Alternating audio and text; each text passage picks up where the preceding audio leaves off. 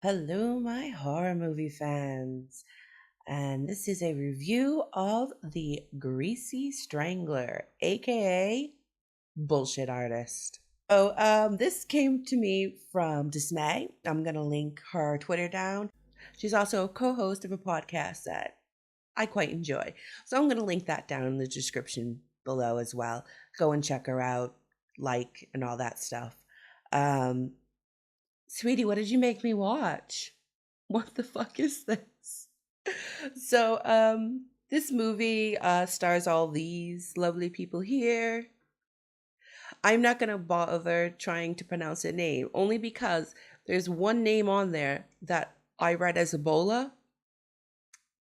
So I'm just gonna say this is who they are. I found them on IDM Internet Movie Database. So I am whatever.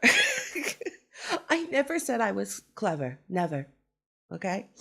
So moving on. This movie is well, it's something. I really enjoyed it. It was definitely one of those bad movies that is good. This movie is at its core about a father and son who come together despite their differences. How they come together and how they go about that is questionable. Um, Opening scene starts with this grown ass man baby with a extremely nice set of moves, I must say, walks into his dad's room with a cuppa and Speedos. There's actually a lot of scenes in here where they're just chilling in their Speedos. Now, personally, cool. I actually very much enjoy not wearing pants because fuck pants. But I don't think I could do it around my family members. Well, at least not around my parents because that's weird. And I think that out of all the fucked up shit that happens in this movie, for some reason, that bothers me more than any of the other fucked up shit that happens in the movie. Why? Because I'm a weirdo. Anyway, um, there's a lot of really great things that happen in this movie, I have to say. There is the world's longest moon I have ever in my life witnessed. I used to work at a nursing home. I've seen a lot of old man ass, and this moon exceeds anything that I've ever witnessed in my nursing home days. This moon is just goes on, just goes on and on. There's like conversations going on around him. The next scene progresses, and the old and Big Ronnie is still over there with his ass out because he can't get his pants up because he's old. Um, yeah. There's just so much to go through. I don't even know where to like really start. Okay. I love the fact that there's a scene where this Indian guy is trying to get crisps out of or chips. I don't like I'm an American. I'm living in the UK. I've been here for about 10 years. Um so I've come to call potato chips crisps. But he's sitting there having this conversation about how his crisps won't come out of the vending machine and he wants them, and this other guy is asking him, yeah, but what are they made from? And it's this whole scene. Porto. What are these chips made from? Potato. Excuse me, what? Potato. Can you say that again? Potato. Yes, but what are these chips made from? Potato. Porto. It was cracking me up. And then there's some other really like just random things in this movie that just really makes you stop and have like a big old laugh. Um, there's this part where the Greasy Strangler character is going through a car wash so that he can, obviously wash off the grease. And there's the high powered blow dryers and his dick is just swinging around, little old man dick. Well, I can't even say it's little, like big old man dick, just swinging around because of the high powered fans. That was really funny. We also have the part where Brayden, who is by far the bravest man I have ever seen in my entire life, he's got this scene where he's actually cooking up some really greasy sausage. And I don't know about you, but whenever I have to cook sausage or have to cook bacon, I am like riot gear because I know that grease is splashing all over me and I'm not about to get burned. No, Braden's so fucking brave. He sat at the stove cooking this greasy food, frying it up, pretty much naked, wearing a fucking Speedo, just over there. No fucks given. That is true bravery. That is amazing. Like, props to him. Nobody else I know could pull that one off. Now we also have to oh yeah, we have to go into Janet. Janet. What? I'm actually really happy that at the end of this movie, Janet dies. Okay? Because what a fucking dirty whore. She's all up in there with Brayden, loving Brayden. She's like, oh, this is like the best relationship that I've ever had, and I'm so happy to be with you.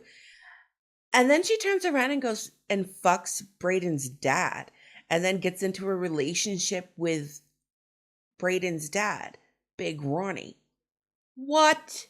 What are you doing with your life? Like, come on. It's one thing to be like, oh, I'm not, feeling this relationship anymore. I'm gonna move on. And it's a whole nother thing to just be like, oh, by the way, I'm fucking your dad. And then we get into the scene where it's a hootie tootie disco cutie. Hootie tootie disco cutie. Hootie tootie disco cutie. If you don't know what I am talking about, then you clearly have not seen this movie and you don't know what you are missing. And if you have not seen this movie, why are you watching this? Because I'm going to spoil everything. This is what I do. Obviously, we have the Greasy Strangler. Who or what is the Greasy Strangler? I'm not quite certain. Like, I get the fact that Big Ronnie is the Greasy Strangler. I don't know if, like, when he greases up, if it gives him, like, some kind of inhuman powers. Because there is a scene where he, like, punches in a guy's face. And, like, the way he strangles, he can do it so hard that the eyes pop out. If you're going to be a cannibal, why only eat the eyes? Like, to me, that seems like the least flavorful part of a human body is your eyes. Like, I think that you maybe, like, I don't know, eat ass or a thigh. But no, always the eyes. I don't know. I think they're not as succulent as the rest of the body. Don't ask me how I know that. There's a lot of other little scenes in there thrown in. Like, there's this real life sex scene where there's something going on. They're doing their thing. And Janet is like, what if I farted right now? I think that's hilarious. Being with my husband now for quite some time, this is real life. Like, you don't get this in a porno. This is real life. This is like, oh, this is a thing. And it is a thing. So yeah, I appreciated a real life sex scene. I also appreciate the fact that there's a real life bathroom scene with a female in it. Like, we don't often get that. In movies in general, you don't really get a lot of bathroom scenes, which always leads me to question, how do they go to the bathroom? But you don't often get a female bathroom scene. So as a female, I thought that was amazing. It's like, yeah, we do go to the bathroom. And there you have it. Went to the bathroom in a movie. Fucking brilliant. Not only that, but you could hear her pee. I'm pretty sure she was actually peeing. That is awesome. Why is that awesome? Because you don't see it. Because it's one of those things that for some reason they don't really put in movies because it's like not part of the story. It doesn't really matter. But if you're weird like me, you always think, when did they go to the bathroom? I do have to say that there's a scene in here where Big Ronnie is wearing like this purple velour disco suit and he's like dancing away. That is one of my favorite scenes. That definitely is up there in the favorite scenes. He's just like the front of his suit is cut out and he's got his cock tucked into the leg and he's just bopping away down the street. Fucking hilarious. That was great. Biggest plot twist ever. We got Braden over here being like, I can be greasy too, getting himself all covered up in the grease, going and tracking down his father, who is in a movie theater killing Janet. And here you think Braden's gonna rescue Janet. No. Nobody needs to rescue Janet because Janet's a whore. They go ahead and they kill Janet. And her eyes pop out and they have a little munch while they finish up the movie. Brilliant plot twist. That was amazing. Then you have this nice subtle little scene at the end where they're sat at the beach, they're having a little chat. They realize that, yeah, you know, we're family, we love each other, we're good. And you think that's the end of the movie, right? They say, let's go kill Ricky Prickles. And yeah, that's the end of the movie. That's brilliant. Great ending to the movie. No, it keeps going.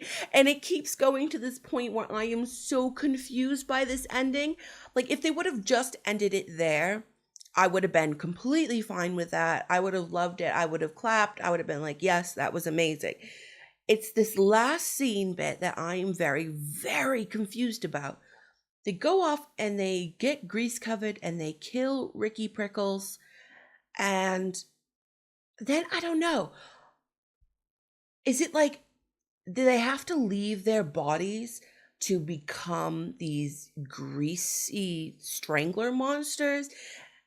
And that's what happened. And then their real bodies got captured and they were killed. And now they're separated from their real personas and they're up in the mountains being Bigfoot. Like, I don't really understand that. It also makes me wonder, like, if that's the case, then where were the bodies in the other scenes? Or is that what the car wash is for? Do they leave their bodies at the car wash? I don't know. The whole thing was, the whole ending left me really confused and so many questions running through my head.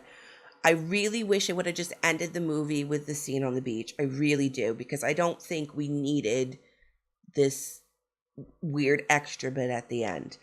But I'm not the director. I didn't write the movie. They're sure they had a reason for it.